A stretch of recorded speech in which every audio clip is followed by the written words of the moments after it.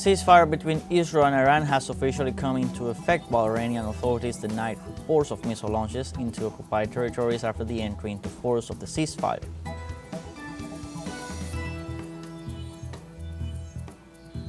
In Palestine, at least 19 people were killed and 146 others wounded after Israeli forces opened fire on 8 seekers near a U.S. distribution center in central Gaza.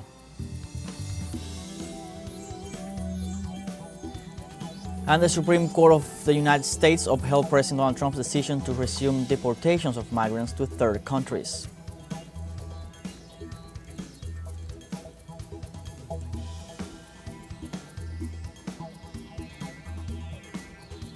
Hello, welcome to From the South. I'm Luis Alberto Matos from the teleSUR studios in Havana, Cuba. We'll begin with the news. Stay with us.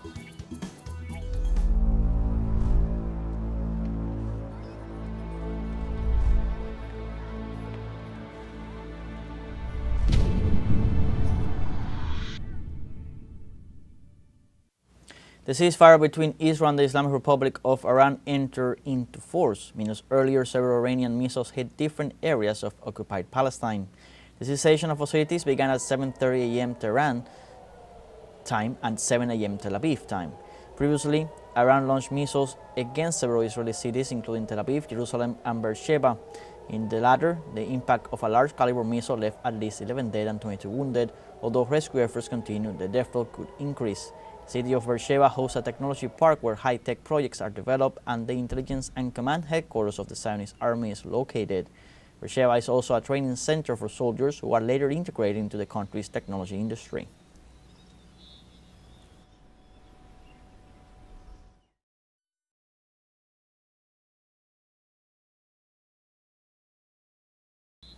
The Secretariat of Iran's Supreme National Security Council confirmed this Tuesday the entry into force of the ceasefire and rated it as a defeat for Israel. Through a statement, they reported, in the face of the aggression of the Zionist regime, the brave and martyr sons of the armed forces of the Islamic Republic of Iran managed to successfully attack the military bases of the U.S. Zionist regime in the occupied territories. The statement also assured that based on clear assessments of the situation and having demonstrated the capability of the armed forces of the Islamic Republic of Iran, without any fear, we reiterate that if the enemy again commits any aggression, it will face an immediate, decisive, and forceful response that will make it regretted.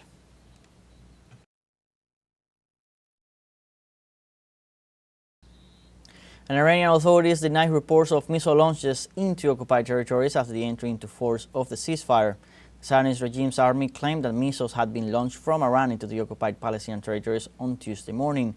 Following this statement, Israeli residents were ordered to head for bomb shelters. In this context, Israeli military minister Israel Katz ordered intensive strikes in the heart of Tehran in response to what he claims to be truce violations by Iran.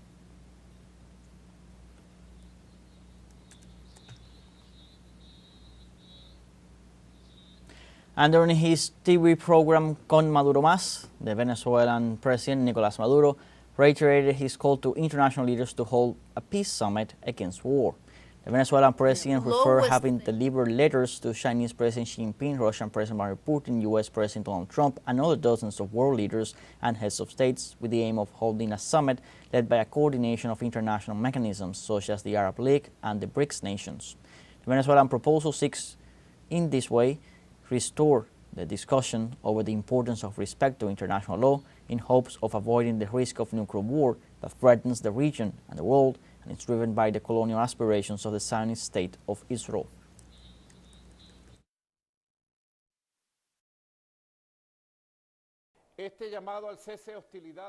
This call for a cessation of hostilities must constitute the first step towards a comprehensive political solution built on dialogue, legality, and respect among states.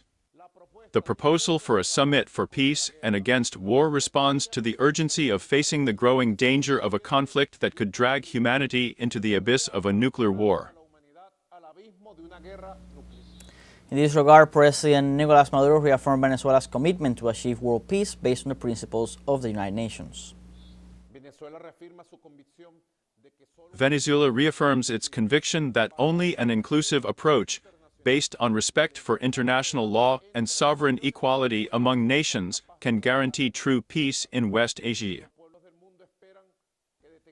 The peoples of the world expect us to stop the war and to achieve a lasting peace based on the principles of the United Nations Organization.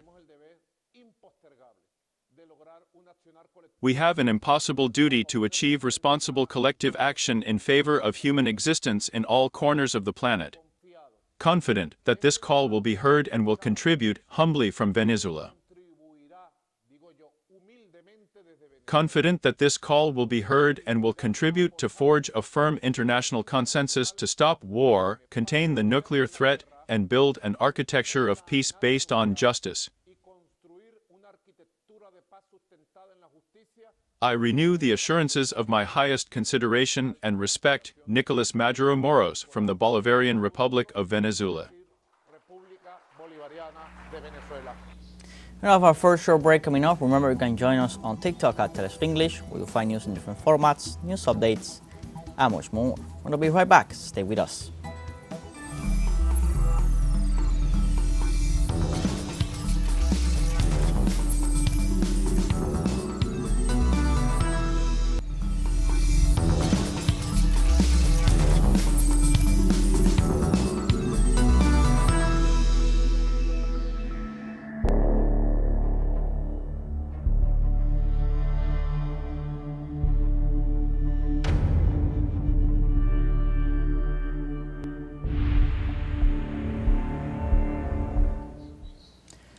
Welcome back. In Palestine, at least 19 people were killed and 146 others wounded after Israeli forces opened fire on aid seekers near a U.S. and distribution center in central Gaza. Local sources confirmed that at least 25 aid seekers were killed in an Israeli strike near an aid distribution site close to the Netzarim corridor. Witnesses report that the death toll is expected to increase as dozens others were injured and several bodies have yet to be retrieved from the area. Israel has regularly attacked starving aid seekers, particularly those waiting for food, near aid distribution sites, killing over 450 and injuring more than 3,466 to date. And in this context, on Tuesday, the head of the United Nations Agency for Palestinian Refugees, Philip Lazzarini, described as an abomination and a death trap Israel's newly created aid distribution mechanisms for Gaza. Newly created so-called aid mechanism is an abomination that humiliates and degrades desperate people. It is a death trap costing more lives than it saves. Humanitarian principles need to be reinstated. And in the United States, Columbia University graduate and pro-Palestinian activist Mahmoud Khalil, who was jailed after student protests denouncing the U.S. support to Israel, denounced upon his release the actions of his alma mater. To be standing freely next to you all. I'm grateful to my wife, Noor, whose support, love, and care has kept me upright. And I'm grateful to every single person who stood by me during this time. I must call the hypocrisy of Columbia University. A university that just 2 weeks ago said that they want to protect their international students. While over 100 years later, I haven't received a single call from this university.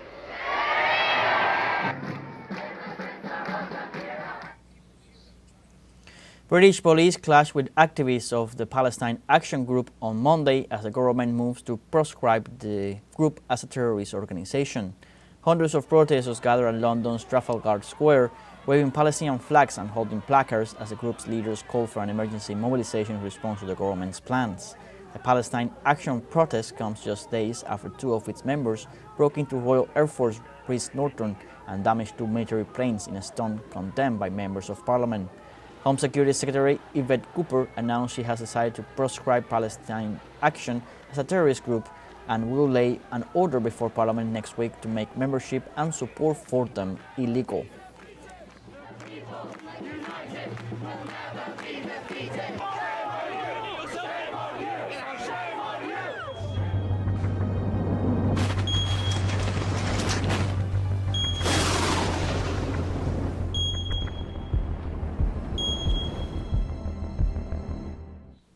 In Guatemala, 18 people died as a result of the rainy season in the territory. According to the National Coordinator for Disaster Reduction, the fatal victims derived from landslides, trees falling on houses, and river flooding.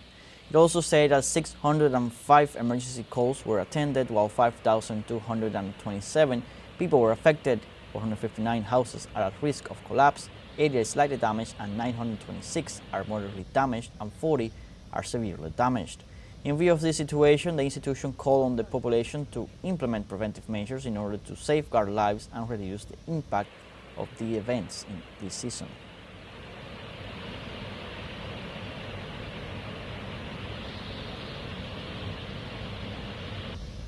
And Hurricane Eric damaged more than 26,000 homes and nearly 300 educational institutions in Oaxaca and Guerrero regions of southern Mexico. Authorities informed that assistance is still being provided to the affected areas and to the victims. On the other hand, the National Coordination of Civil Protection, through a statement, informed that in Oaxaca 19,055 houses were destroyed in 3 municipalities and 171 educational centers.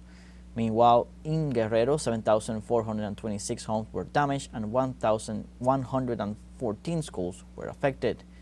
27,000 employees of the Secretary of National Defense and the Secretary of the Navy have been deployed in order to carry out cleanup work, medical attention, and distribution of humanitarian aid.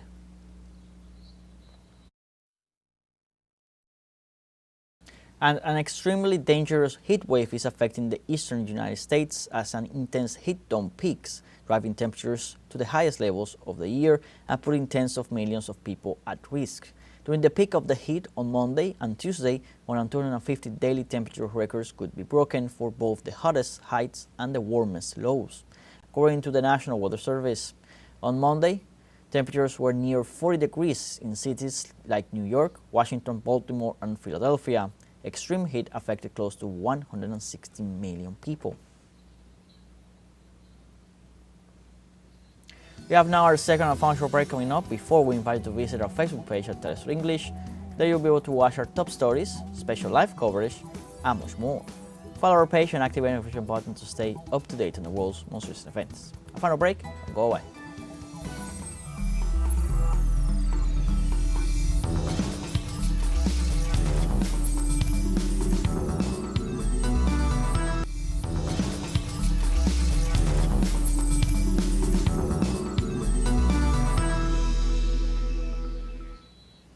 Welcome back. The Supreme Court of the United States upheld President Donald Trump's decision to resume deportations of migrants to third countries. Justices lifted an injunction requiring the government to give the migrants an opportunity to explain the risks they would face in those destinations. In this regard, the defense warns that they could face torture or even death if they are sent to the countries that are not their own and where they have no support network. On the other hand, liberal justices Sonia Sotomayor, Helena Kagan, and Ketanji Brown Jackson harshly criticized the majority's ruling, accusing the court of rewarding illegality. It is worth noting that the ruling also represents a new victory for Trump in his agenda of mass deportations.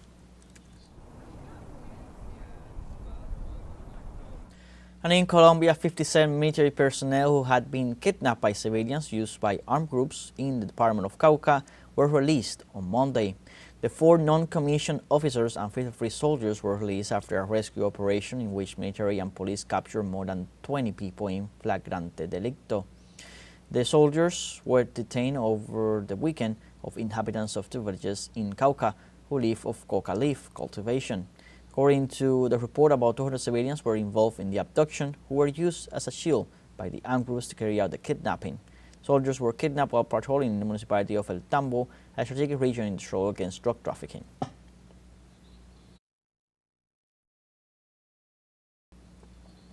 And in times of climate crisis, the landless workers movement in Brazil shows that agroecology is a key model to save the world from destruction. Special envoy in southern Brazil has all the story. The contested settlement is located in the state of Paraná, southern Brazil. The name is a tribute to a popular revolt known as the Contested War, when between 1914 and 1918 farmers and native people opposed the interests of multinationals in the territorial dispute. It is a region that responds, that rebels, that moves, that does not accept injustice. This settlement is also a reference in agroecology, which respects the environment and humanity in a model of food production free of pesticides and transgenics. Part of the knowledge applied here came from Venezuela. Josini was one of the students of the Paulo Freire Latin American School of Agroecology located in Barinas, in the Venezuelan plains. We were there on board with the idea, with the ideal of Commander Hugo Chavez, of that great fatherland. Since then, we have had the opportunity to get to know this beautiful country that is Venezuela and the opportunity to study agroecology engineering there and bring some of the knowledge we learned there to Brazil and build these proposals that we have here. While the agribusiness deforests throws poison on the plantation to increase their profits, here they built a cooperative in 2010 to produce healthy food. At the moment, we deliver food for 103 schools in the capital. We centralize all the products here are natural and come from the families, and we divide about 25 tons of food per week. We understand that we can't do anything alone. Our work in the movement is collective, from the occupation of the land, but also the organization, the settlement, and it goes through cooperation. The settlement also houses native plant and vegetable nurseries, a biofactory, the Brazilian headquarters of the Latin American School of Agroecology, and a health post that mixes popular and allopathic medicine. The forest is a living pharmacy. We need to know, respect, and help preserve. In times of climate crisis, these landless movement farmers show that it is possible to postpone the end of the world with agroecology. The future is ancestral. André Vieira e Sebastião Soto, teleSUR, Brasil. In Mexico, with the participation of 6,000 people, the world's largest LGBTQIA+ flag was unfurled in a symbolic act for the human rights of the community. Despite the rain, members of the community participated in the creation of a monumental flag in the colors of the rainbow, a symbol of pride in sexual and gender diversity, with the goal of creating the largest LGBTQIA+ human flag in the world. Hundreds of people dressed in colorful T-shirts and practiced a choreography following the instructions of the government of Mexico City. The Mexico City Pride March, to take place next Saturday, June 28th, is expected to welcome thousands of attendees under the slogan "Diversity without borders, justice, resistance, and unity."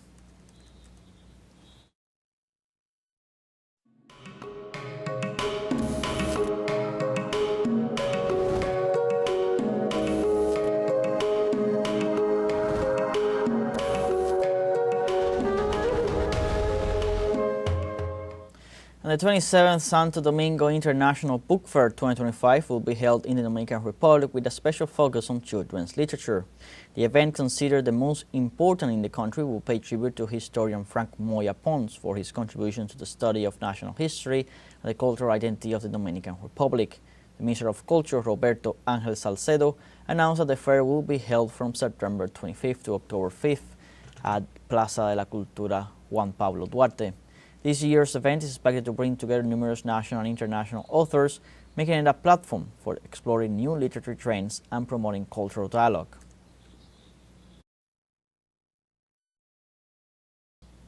And a total of 119 cultural objects that had been looted in 1897 were officially returned to Nigeria, including Benin bronzes, along with royal plaques and insignia. These artifacts, most of which were housed in a museum in Leiden, were stolen by British soldiers at the end of the 19th century. During the handover ceremony, Nigeria's Minister of Arts, Culture, Tourism and Creative Economy, Hannatu Musawa, stressed that this return not only represents the return of the objects, but also the restitution of the dignity of the country. Since 2022, Nigeria has been requesting the return of hundreds of relics, achieving the return of 103 other objects that were in museums in London and the United States.